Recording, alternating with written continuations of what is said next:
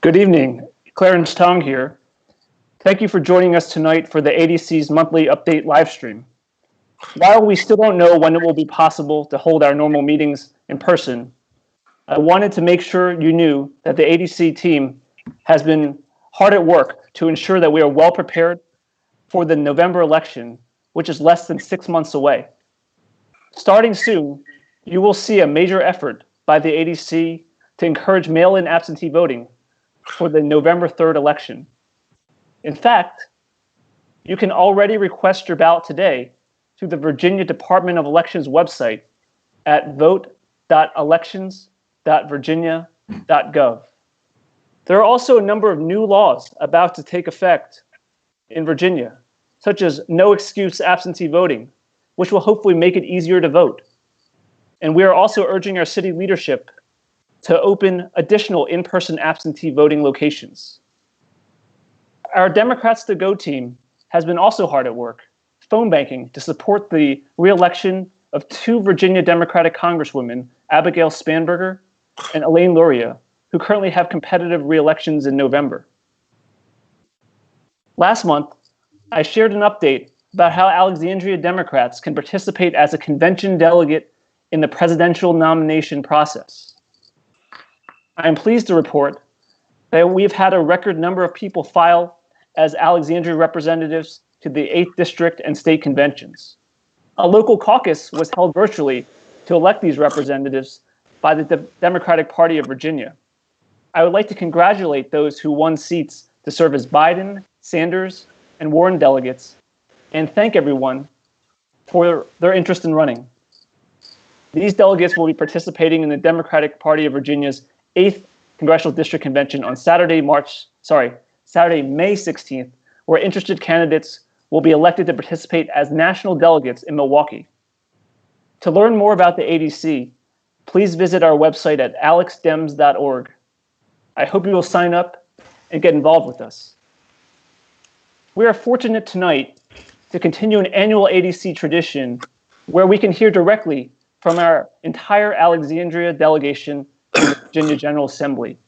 Tonight, you will be hearing from Senate Majority Leader Dick Saslaw, House Majority Leader Charnel Herring, Senator George Barker, Senator Adam Evan, and Delegate Mark Levine. Because of the hard work of so many last year, in 2019, Virginia Democrats were finally able to gain control of both chambers of the General Assembly for the first time in decades.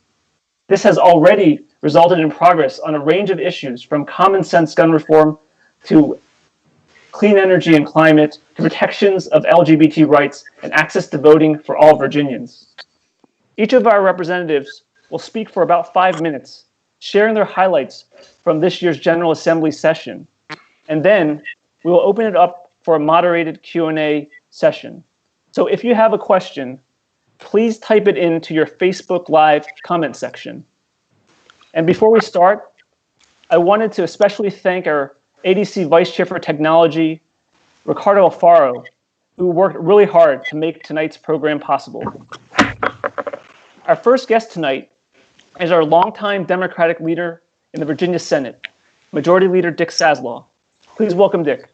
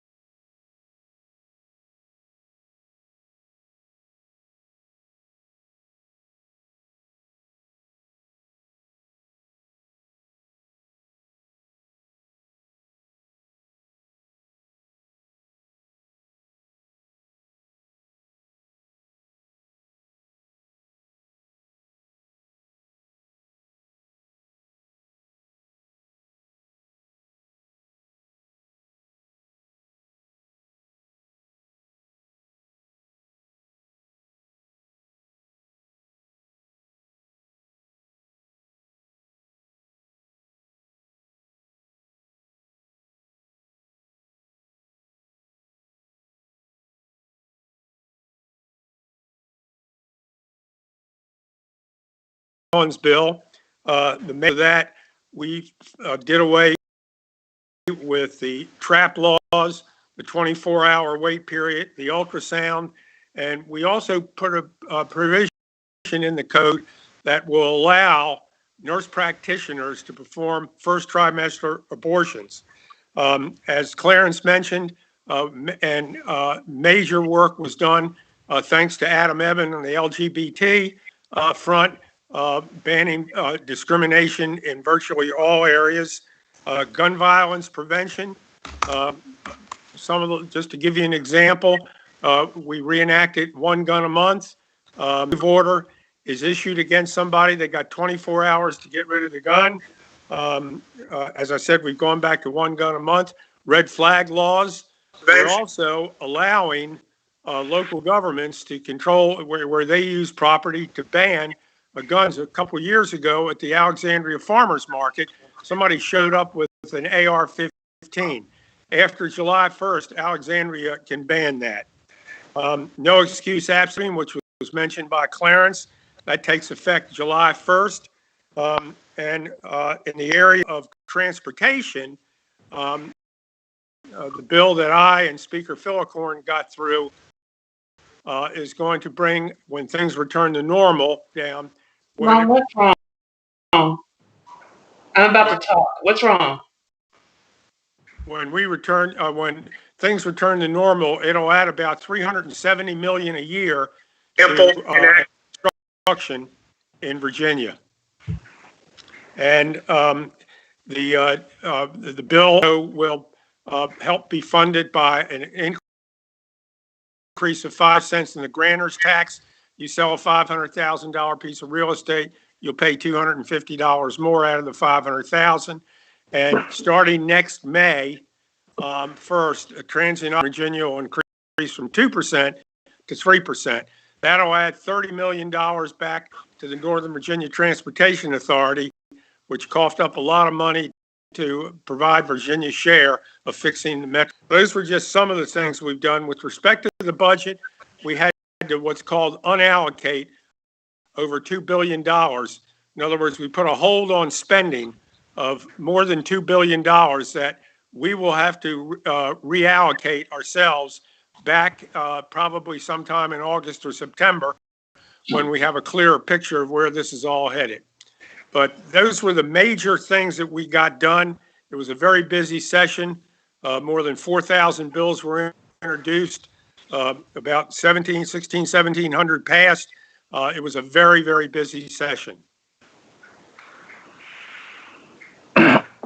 Speaker's not on.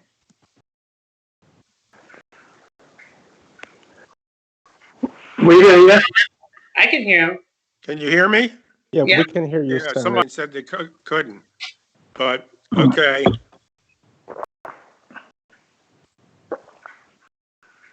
It shows being on with me. It's on there. Okay.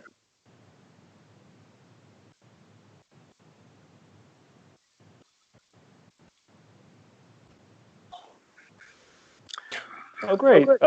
Thank you, Senator. Our next guest is our House Majority Leader, Charnel Herring, who previously served as the House Caucus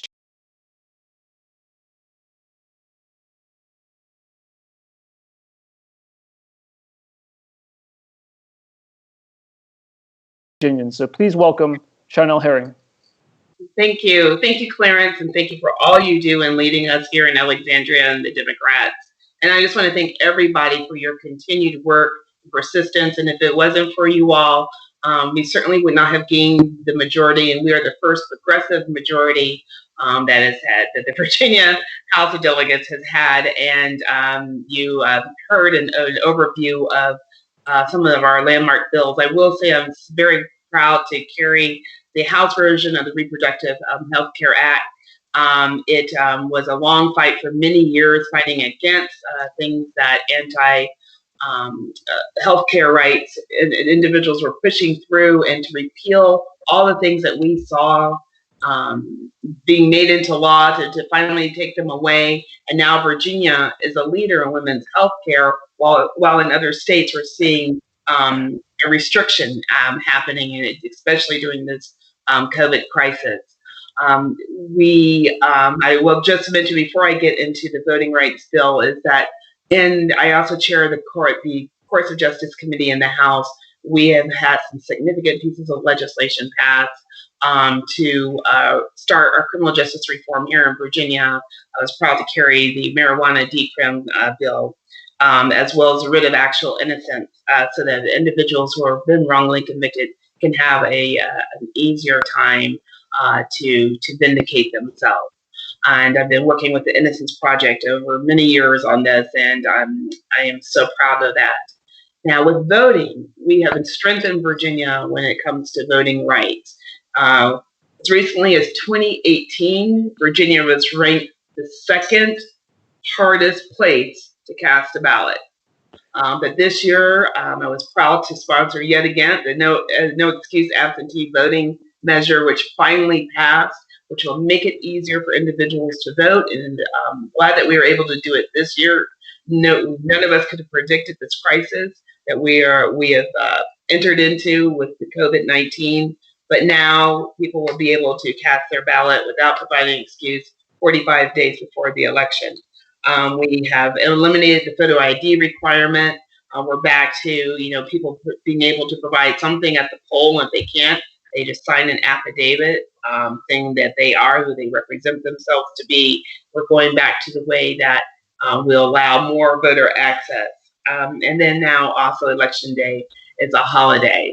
So it was certainly a banner year. And I will say this, yes, there was a lot of bills filed. There was often complaints from the other side of the aisle that we had so many bills. But the problem is that they had so many restrictive laws on the book that we had a lot to work to take care of to remove them and make Virginia a better place for everybody. So I'm so thankful for all the work that you all do.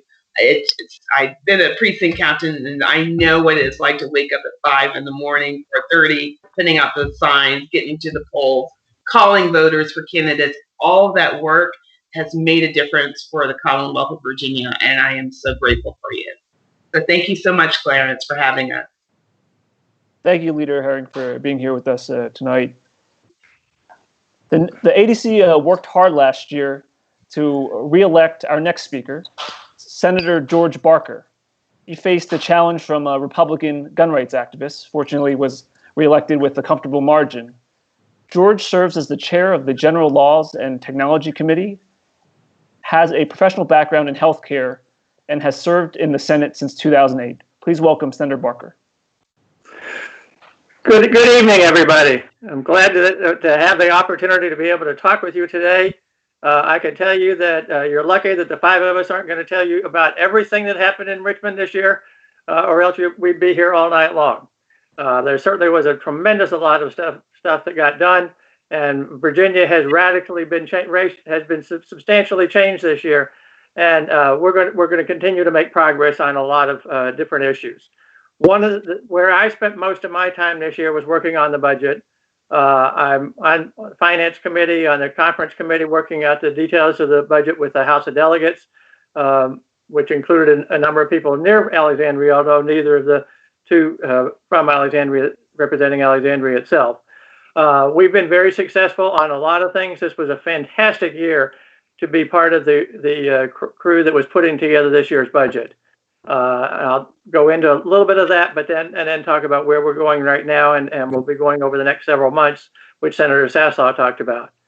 When we got down to Richmond, the governor had introduced his budget in December, and partly because we've had a very strong economy over the last several years, and because we've handled our finances extraordinarily well, we were in a very good position to be able to provide increased resources to meet some of the needs in Virginia that have not been met for many years.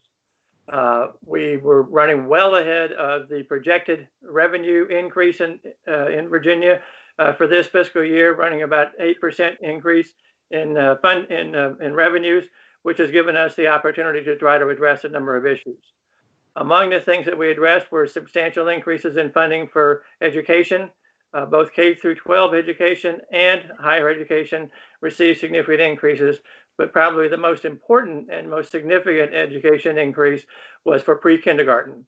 For those young students who need additional support and help to get to be ready for going into kindergarten. And we've had a number of students, a number of young children who have not been ready for kindergarten when they got there. It takes a long time for them to be able to catch up. And what we end up with is a situation where many of them never quite make it back up to the level that they should be at. Having pre-kindergarten for all these students will be a tremendous benefit for them and a tremendous benefit for the Commonwealth. So we did get substantial additional funding there. We also had substantial additional funding for transportation. Part of that was a result of the bill that Senator Sasslaw carried as it relates to increasing our funding for transportation. And partly as a result of that bill that we're getting significant increases in funding for transit and a whole new program for rail. Virginia has been one of the leaders in rail, passenger rail services across the entire country, and we're going to continue to build on that as well as building on transit.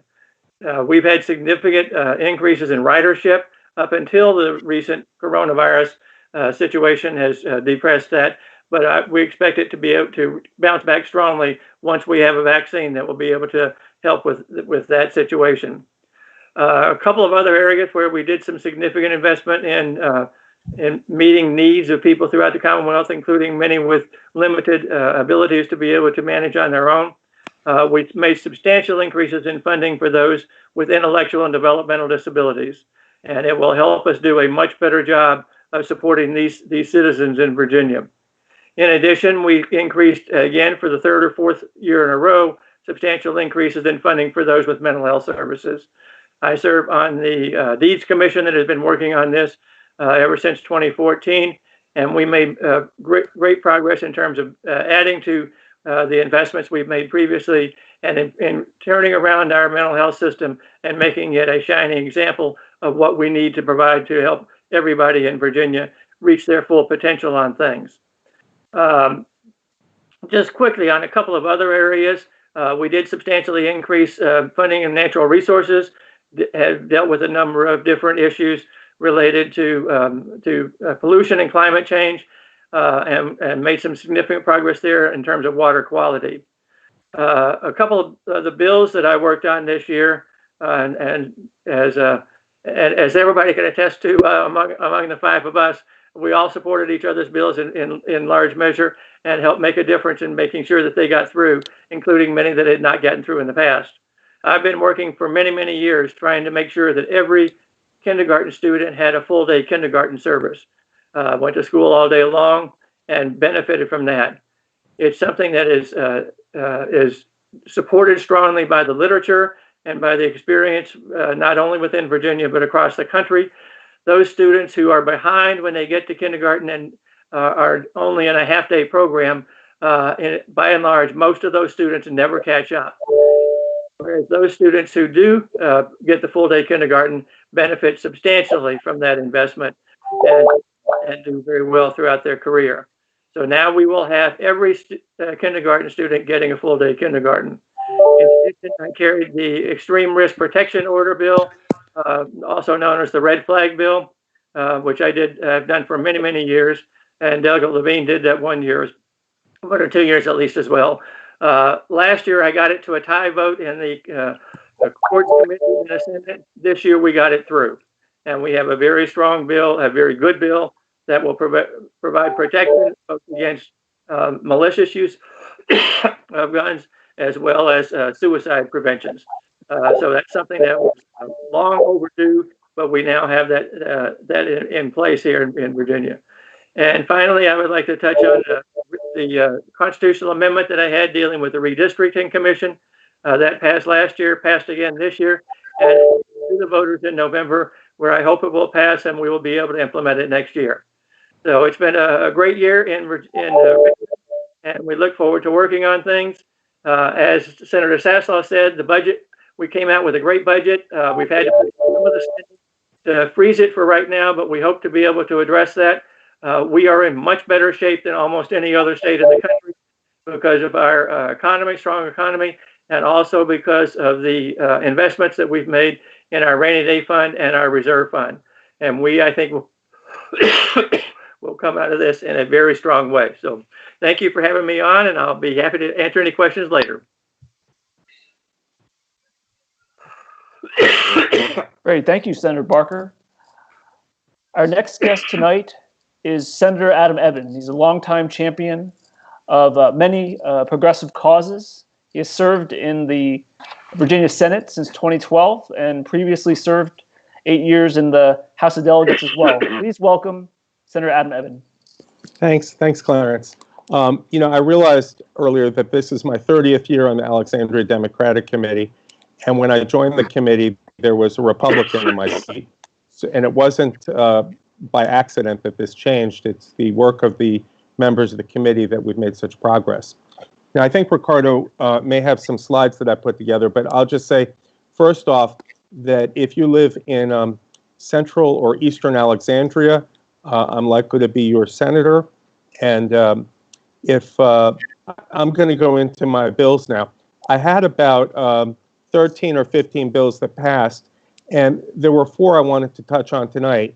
One is called the Virginia Values Act, which is the most comprehensive civil rights bill that we've had in Virginia's history.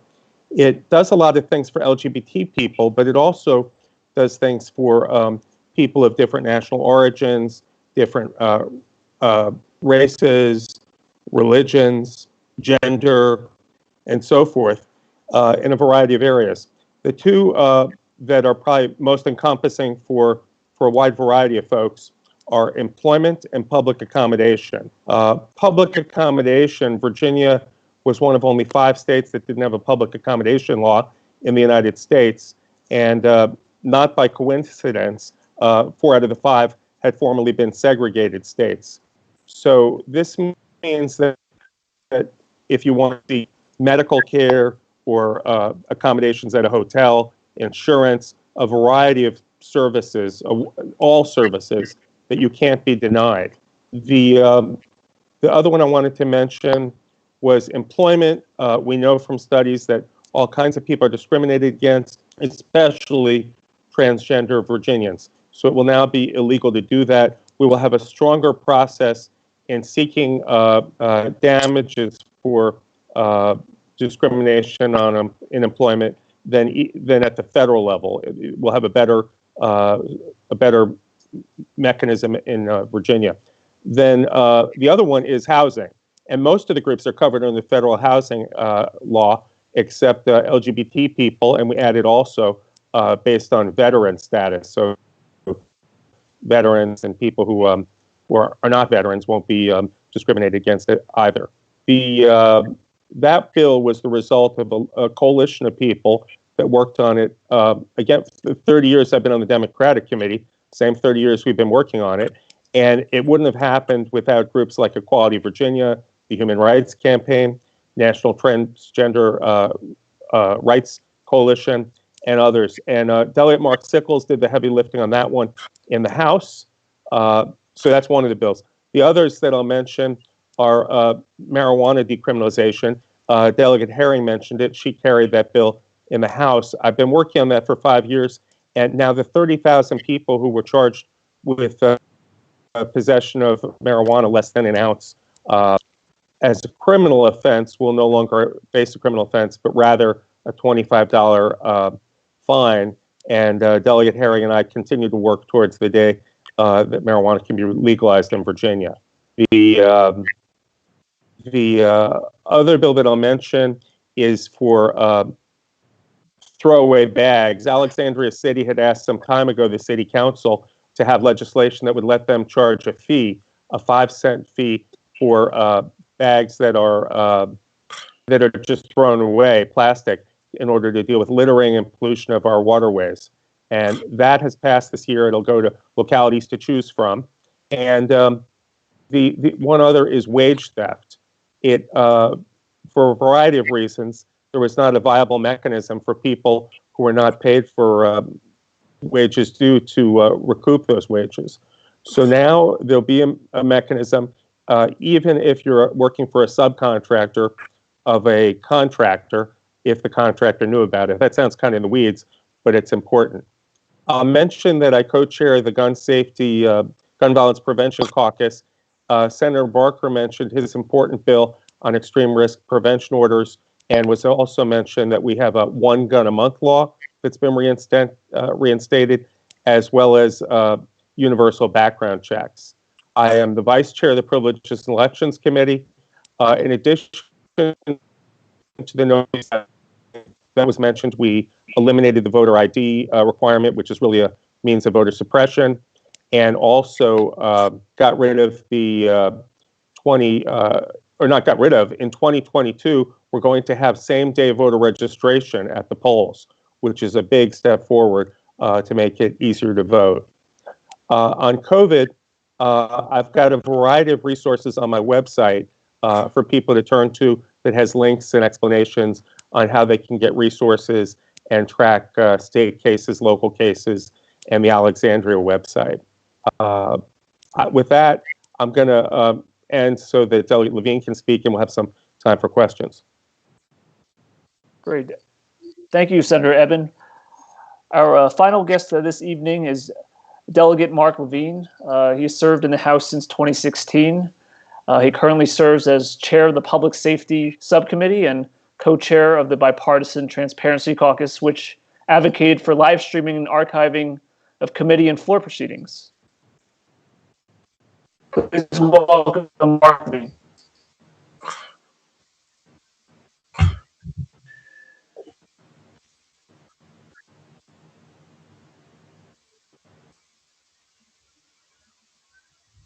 There you go. So I was just thanking Clarence for all his hard work, and I was thanking Ricardo for his whole very hard work in helping us technologically. God knows we could not do it without him.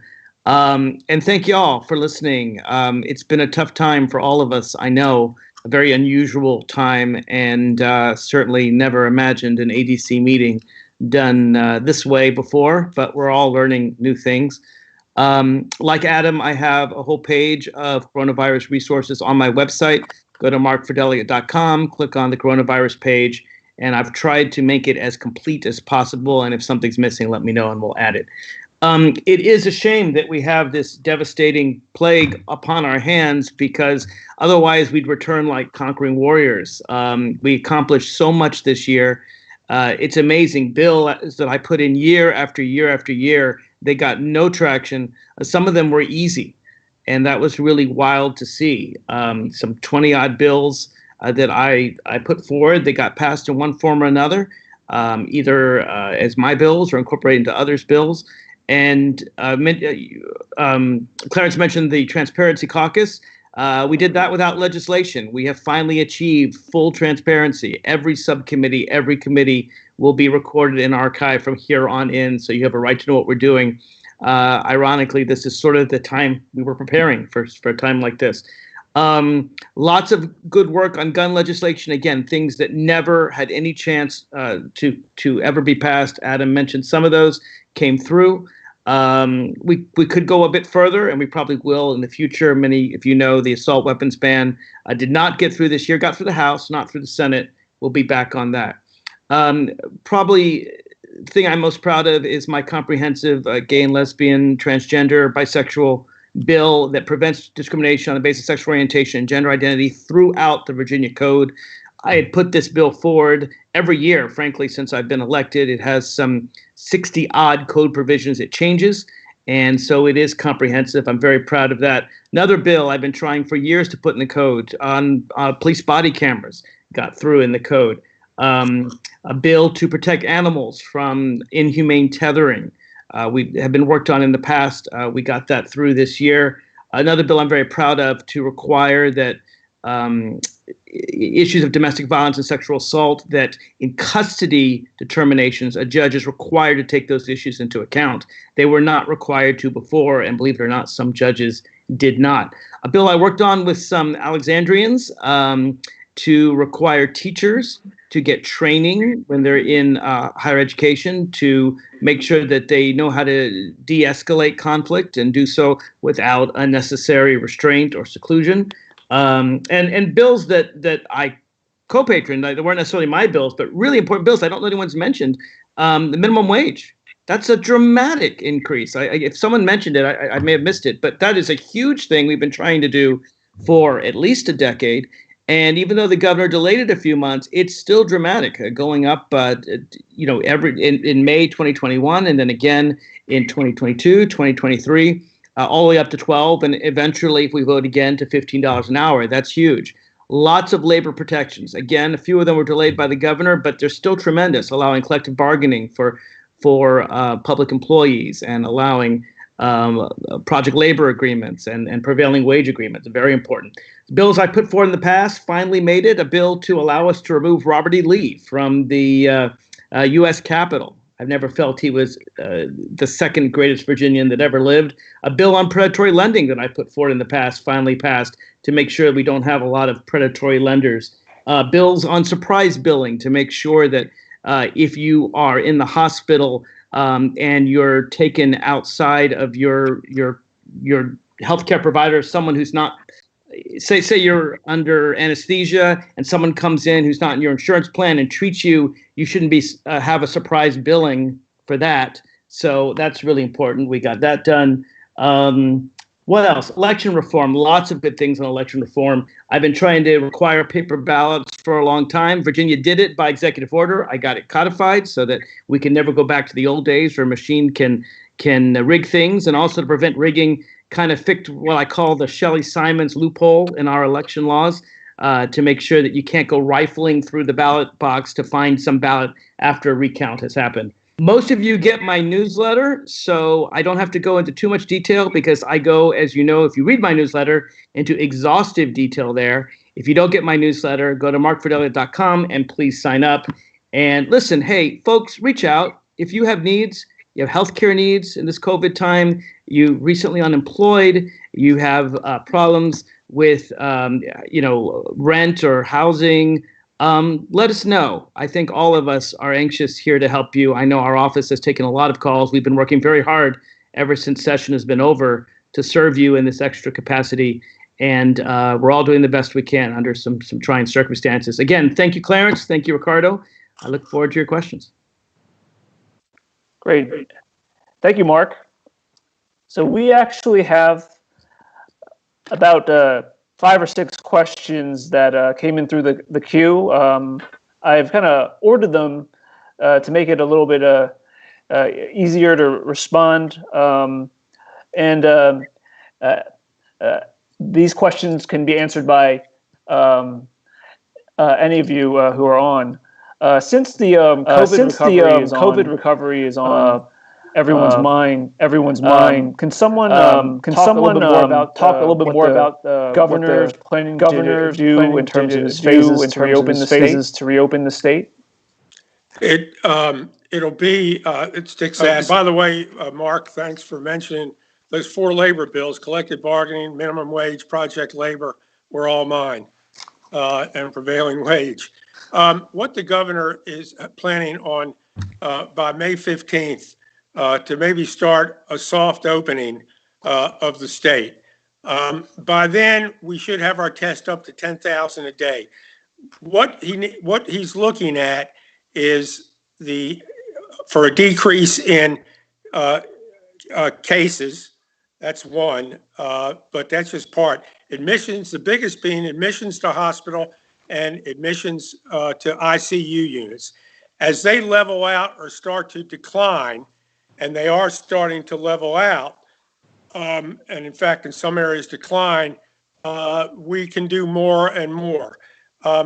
Contrary to what was believed, it's not 14 consecutive days of declining cases, because in theory, you could go all the way down to 100 cases and then the next day have 101 and have to start over. So what they're looking at is a trend in, admissions to the hospital and particularly the ICU units. And we have a goal that by the end of next week, we want to be at 10,000 tests a day. When we're there and when we can get the results the same day that we test, we'll have a pretty good idea of how we're doing and how fast we can reopen. Everybody wants to see it reopen, but we don't want to see it reopen if it's going to create a huge spike. So Right. this is what the governor is playing it very safe, not giving in to that know-nothing crowd that you see with the guns outside the Capitol, and they were there today. You know, he's an MD. He pays attention to what the medical community is saying, what the science community. We're shooting for a slow, gradual reopening starting a week from Friday. Very helpful. Thank you, Senator. Kind of a related question. I think some of you already kind of alluded to it. What should we expect given the current reduction in revenue due to the virus impact? Well, if I could start with that, and others may want to add in, we anticipate a special session to be held in August or September. And one of the reasons that we have to do that is there's such great uncertainty as we forecast our revenue and how much tax revenue we'll have. Of course, Virginia's tax revenues have fallen way off, as the other states have as well, with fewer people working. We have about $2 billion in reserves. They're not all in the rainy day fund. Some of them are in other areas that we've reserved money, but that's not enough for what we want to rely on. We unallotted $2 billion, I think as Senator Saslaw said, from the budget. We passed a budget that was based on a healthy fiscal outlook, and then we took $2 billion that was planned new spending and said we're not going to do that for now. We'll hold it to the side, and when we see in August or September how we're doing, we hope to be able to restore some of that, but it's not certainly clear or certain. I, for one, have some legislation that I'm looking at dealing with the elections area that we're going to review and see, based on the context of the special session, whether or not it's appropriate to offer it. Great. Thank you, Senator Evan. Anyone else wanted to? Yeah, this is Senator Barker. So as I said earlier, I worked extensively on the budget and also on sort of the plan that was developed to unallot the expenditure of a number of the things that we addressed until we have a better understanding of what our revenues are going to be and what federal funding that's going to help us will be, so that we can make intelligent decisions on things and prioritize those things that are the most important. I think we are likely to be in much better shape than a lot of people have thought thus far, partly because we have a substantial amount in reserves, much more than most any other state of our size across the country.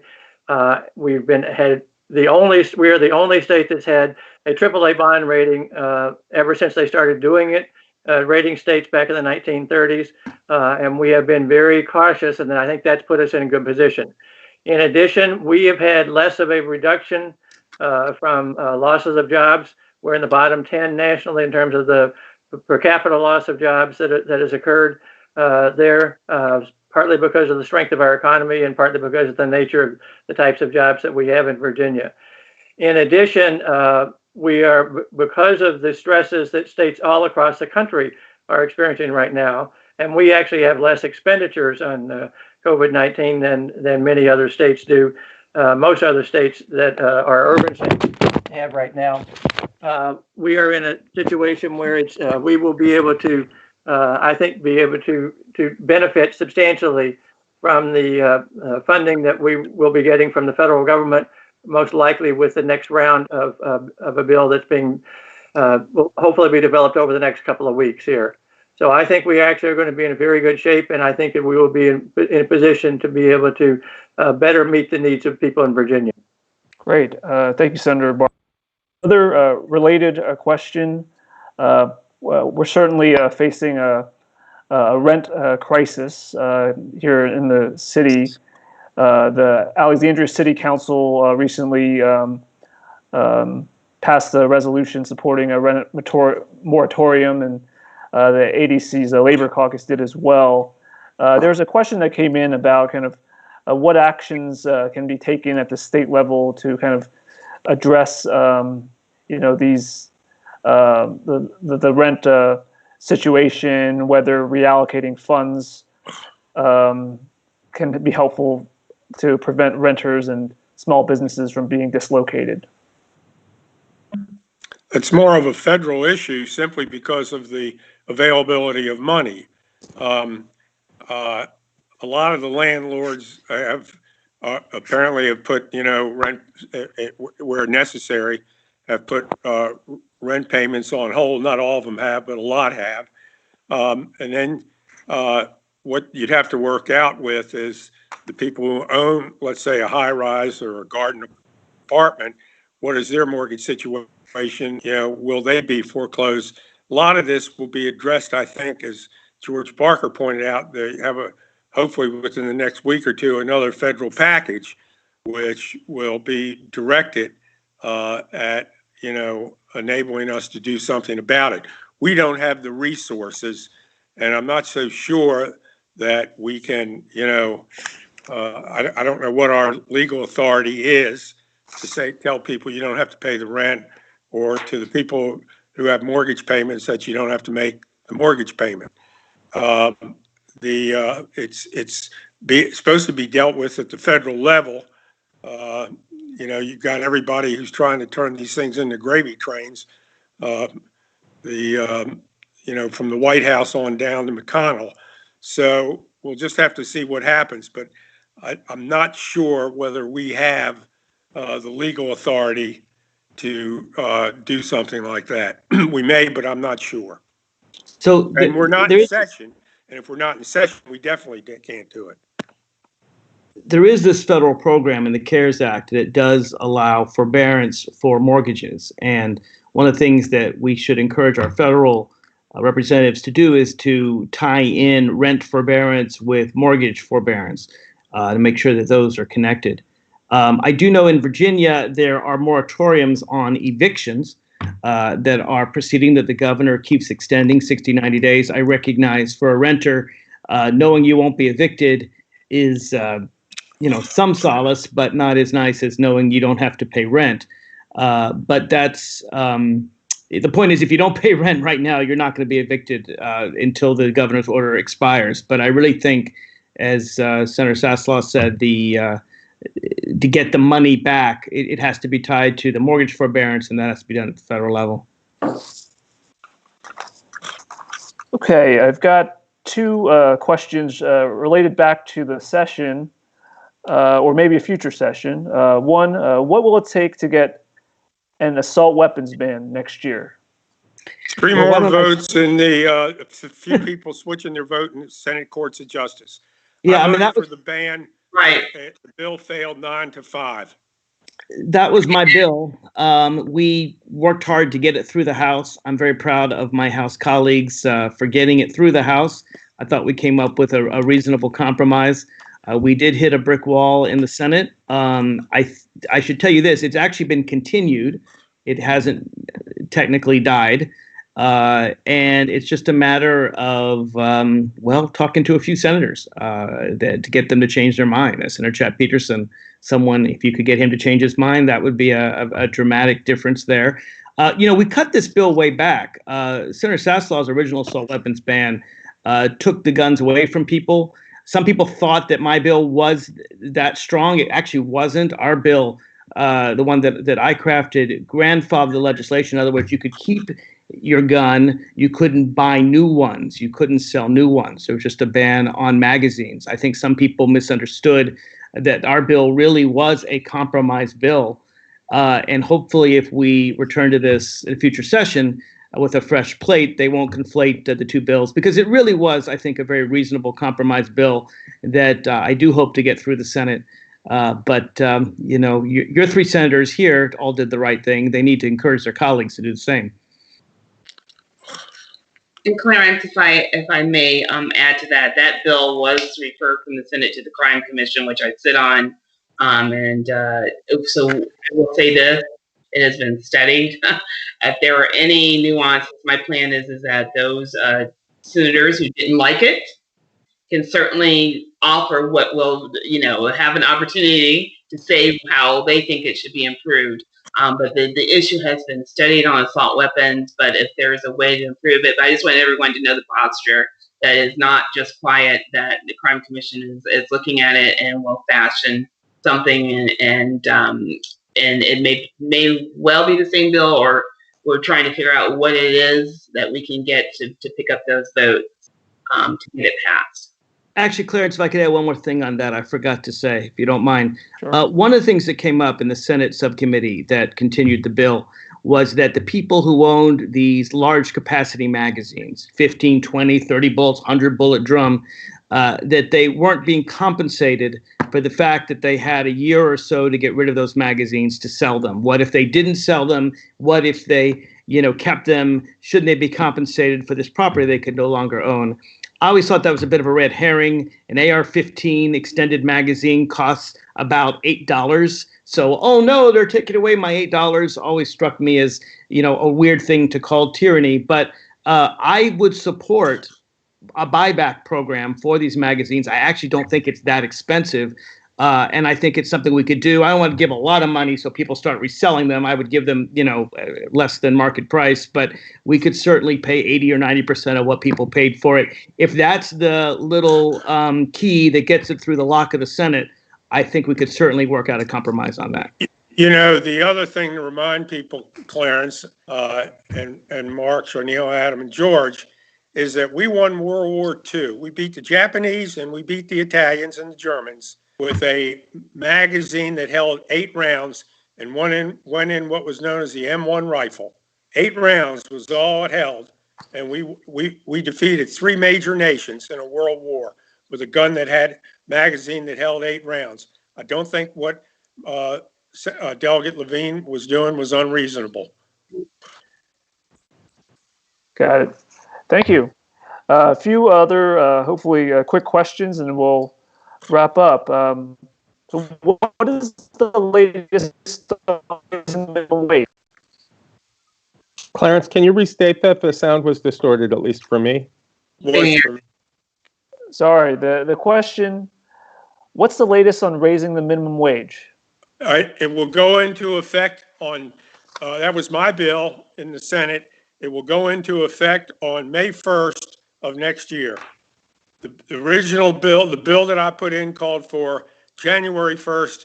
The governor, dealing, at the request of a lot of people in the business community, they didn't want it at all. He moved it, all those bills, collective bargaining, transient occupancy tax, prevailing wage, and project labor agreement bills, all were moved to May 1st of next year. But that's it. They become effective then, and there won't be any bills that will modify that. At least that will get through Commerce and Labor in the Senate, where all of them came from.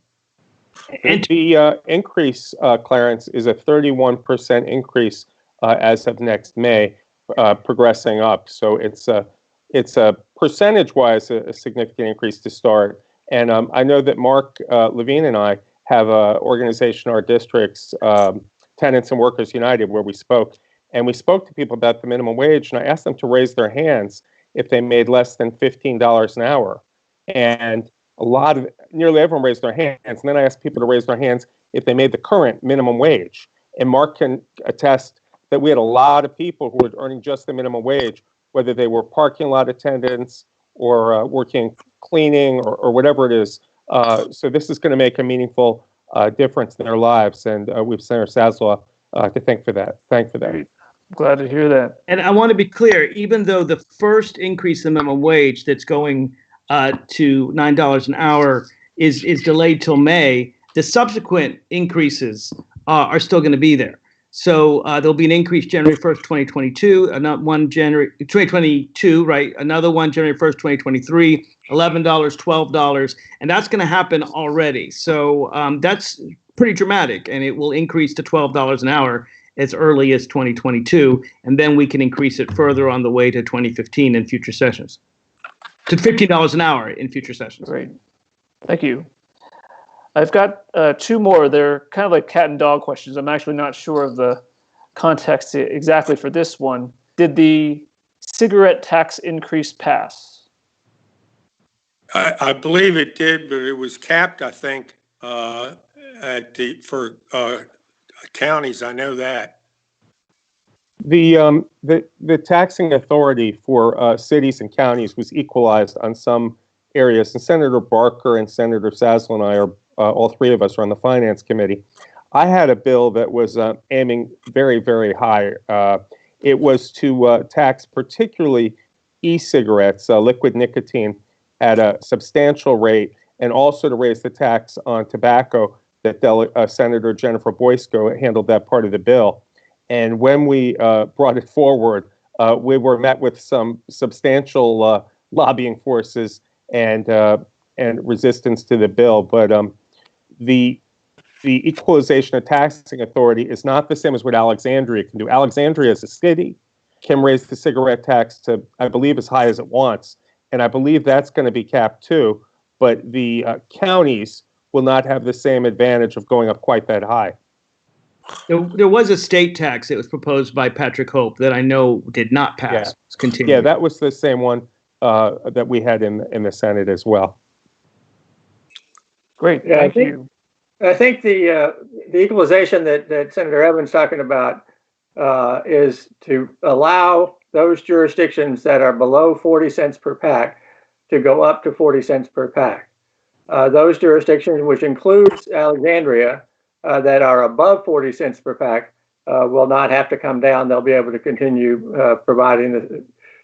imposing the same rate that they have now. So there is going to be a lot more equity, and what you're going to have is a lot of counties that previously did not have the ability to charge much of a cigarette tax will be able to do so. Great, thank you. I've got one other question here. I'm not sure if this is a hypothetical or whether this is likely to happen. If the census is delayed by 120 days, how would it impact the 2021 election? Well, what is likely to happen? What the Trump administration has requested is to allow the census figures not to have to be provided to the states until sometime in July of 2021. If we don't get figures until July of 2021, we will not be able to draw the new lines with the new census figures, have a process to select nominees, including primaries, and have a general election on schedule in November. So we in New Jersey are the only two states that have legislative elections that are scheduled next year. Whether they might be able to expedite things and get ours done early enough so that you could have new lines drawn, I don't know, but that's certainly a possibility. If not, then what will happen is almost certainly is that the courts will say that the existing lines for the House of Delegates, the House of Delegates is up next year, the Senate is not up next year.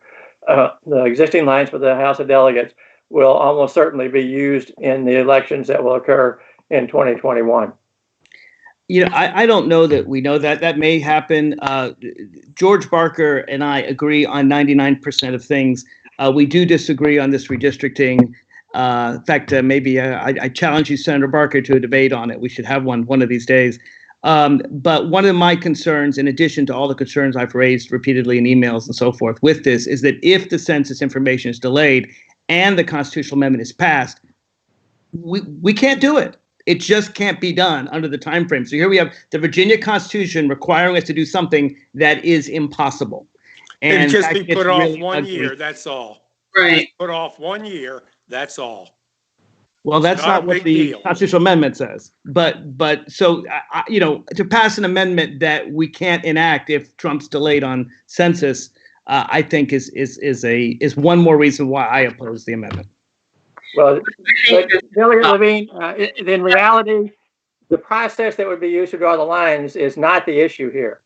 If the census figures aren't going to get done until July, be delivered to Virginia until sometime well up into July of 2021, even if we were to be drawing the lines in the General Assembly,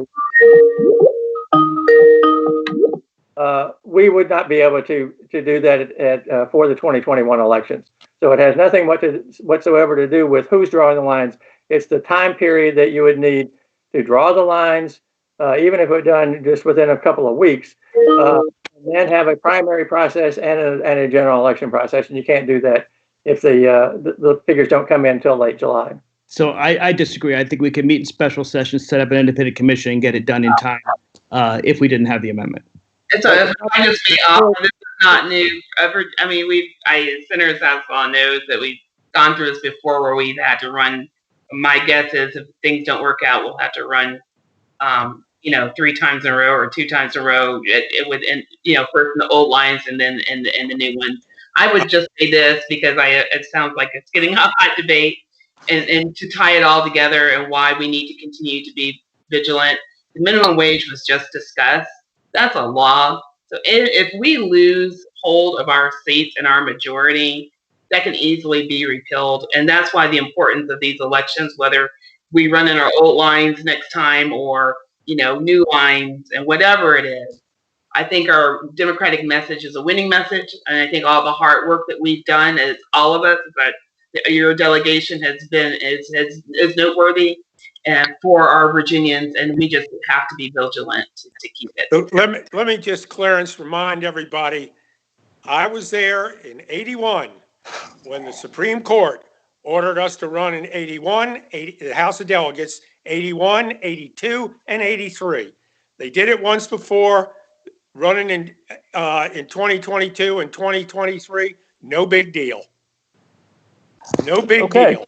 Well, on that note, it's been an hour. I think it's been a really, really informative discussion today. I wanted to thank all of our participants, Senator Saslaw, Delegate Herring, Senator Barker, Senator Eben, and Delegate Levine for a great discussion. Thank you for all your efforts and for your leadership in the General Assembly. And we look forward to working together moving forward and electing Democrats this year, next year, and every year after that. Thanks so much for joining. Everyone stay safe. Stay